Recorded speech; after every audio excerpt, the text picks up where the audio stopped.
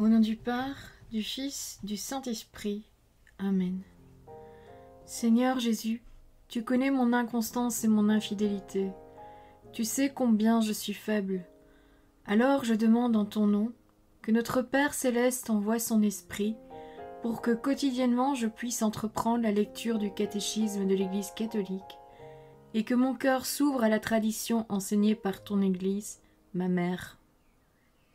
Que je puisse ajuster toutes mes actions et mes œuvres à son enseignement. Mon Jésus, avec confiance j'abandonne la constance et la fidélité de toute la démarche entre tes mains. Que Saint Michel Archange et mon ange gardien protègent et défendent chaque moment quotidien consacré à cette lecture. Maintenant, avec toi et par ta voix, disons: Notre Père, qui es aux cieux, que ton nom soit sanctifié, que ton règne vienne, que ta volonté soit faite sur la terre comme au ciel. Donne-nous aujourd'hui notre pain de ce jour. Pardonne-nous nos offenses comme nous pardonnons aussi à ceux qui nous ont offensés. Et ne nous laisse pas entrer en tentation, mais délivre-nous du mal. Amen. Ensemble, mon Jésus d'amour, saluons notre sainte maman, la Vierge Marie.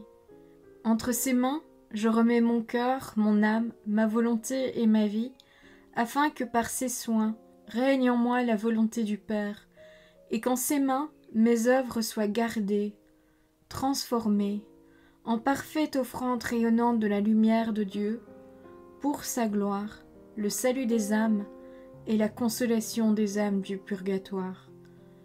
Je te salue Marie, comblée de grâce. Le Seigneur est avec toi, tu es bénie entre toutes les femmes, et Jésus, ton enfant, est béni. Sainte Marie, Mère de Dieu, prie pour nous, pauvres pécheurs, maintenant et à l'heure de notre mort. Amen. Je te salue Marie, comblée de grâce, le Seigneur est avec toi. Tu es bénie entre toutes les femmes, et Jésus, le fruit de tes entrailles, est béni.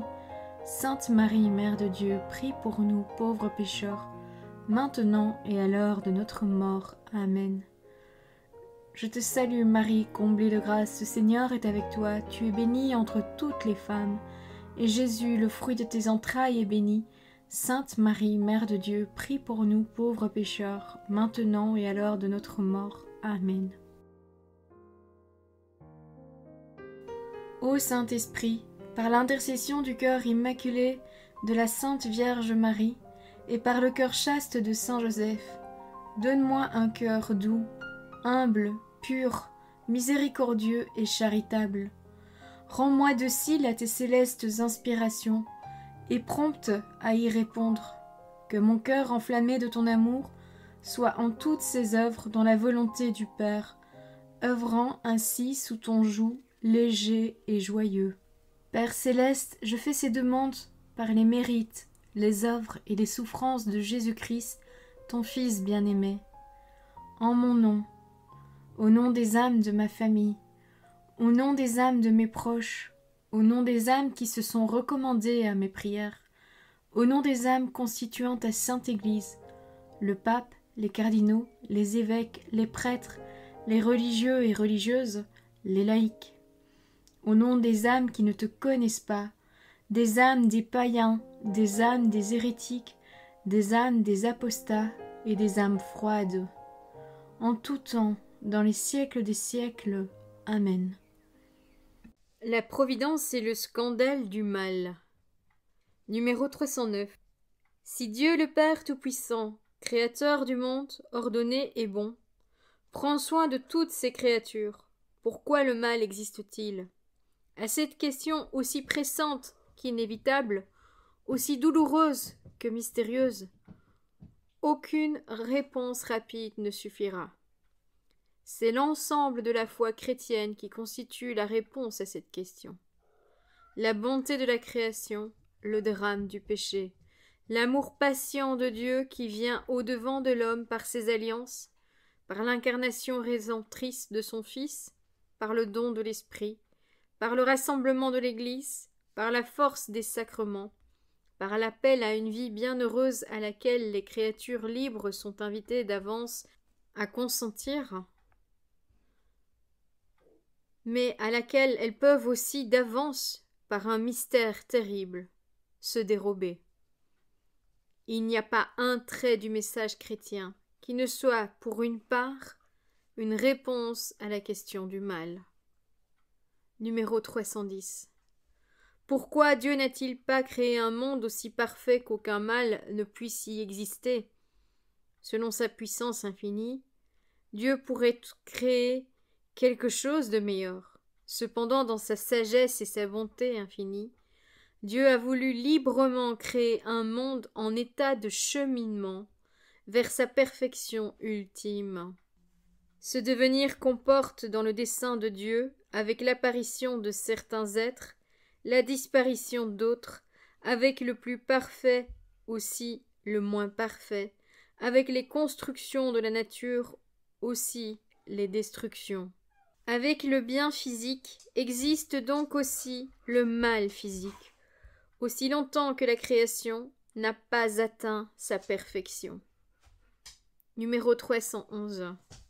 Les anges et les hommes, créatures intelligentes et libres, doivent cheminer vers leur destinée ultime par choix libre et amour de préférence. Ils peuvent donc se dévoyer. En fait, ils ont péché. C'est ainsi que le mal moral est entré dans le monde, sans commune mesure plus grave que le mal physique. Dieu n'est en aucune façon, ni directement ni indirectement, la cause du mal moral. Il le permet cependant, respectant la liberté de sa créature, et mystérieusement, il sait en tirer le bien. Car le Dieu Tout-Puissant, puisqu'il est souverainement bon, ne laisserait jamais un mal quelconque exister dans ses œuvres, s'il n'était assez puissant et bon pour faire sortir le bien du mal lui-même. De saint Thomas d'Aquin. Numéro 312. Ainsi, avec le temps, on peut découvrir que Dieu, dans sa providence toute-puissante, peut tirer un bien des conséquences d'un mal, même moral, causé par ses créatures. Ce n'est pas vous, dit Joseph à ses frères, qui m'avez envoyé ici, c'est Dieu.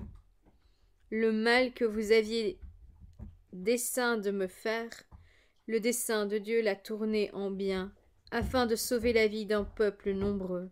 Le livre de la Genèse au chapitre 45, verset 8 et au chapitre 50, verset 20. Du mal moral le plus grand qui ait jamais été commis, le rejet et le meurtre du Fils de Dieu, causés par les péchés de tous les hommes, Dieu, par la surabondance de sa grâce, a tiré le plus grand des biens, la glorification du Christ et notre rédemption. Le mal n'en devient pas pour autant un bien. Numéro 313. Tout concourt au bien de ceux qui aiment Dieu. Voir le livre aux Romains, chapitre 8, verset 28. Le témoignage des saints ne cesse de confirmer cette vérité. Ainsi, sainte Catherine de Sienne dit à ceux qui se scandalisent et se révoltent de ce qui leur arrive: tout procède de l'amour, tout est ordonné au salut de l'homme, Dieu ne fait rien que dans ce but. Et saint Thomas mort, peu avant son martyre, console sa fille. Rien ne peut arriver que Dieu ne l'ait voulu. Or, tout ce qu'il veut, si mauvais que cela puisse nous paraître, est cependant ce qu'il y a de meilleur pour nous. Et Lady Julian of Norwich: j'appris donc par la grâce de Dieu qu'il fallait m'en tenir fermement à la foi et croire avec non moins de fermeté que toutes choses seront bonnes, et tu verras que toutes choses seront bonnes. Thou shalt see thyself that all manner of things shall be well. Numéro 314. Nous croyons fermement que Dieu est le maître du monde et de l'histoire, mais les chemins de sa providence nous sont souvent inconnus. Ce n'est qu'au terme, lorsque prendra fin notre connaissance partielle, lorsque nous verrons Dieu face à face, voir la première lettre aux Corinthiens, chapitre 13, verset 12, que les voies nous seront pleinement connues, par lesquelles, même à travers les drames du mal et du péché, Dieu aura conduit sa création jusqu'au repas de ce Shabbat définitif, en vue duquel il a créé le ciel et la terre. En bref, numéro 315. Dans la création du monde et de l'homme, Dieu a posé le premier et universel témoignage de son amour tout-puissant et de sa sagesse, la première annonce de son dessein bienveillant, qui trouve sa fin dans la nouvelle création dans le Christ. Numéro 316. Bien que l'œuvre de la création soit particulièrement attribuée au Père, c'est également en vérité de la foi que le Père, le Fils et l'Esprit Saint sont l'unique et indivisible principe de la création. Numéro 317. Dieu seul a créé l'univers librement, directement, sans aucune aide. Numéro 318. Aucune créature n'a le pouvoir infini qui est nécessaire pour créer, au sens propre du mot, c'est-à-dire de produire et de donner l'être à ce qui ne l'avait aucunement, ce qui est appelé à l'existence de rien. Numéro 319.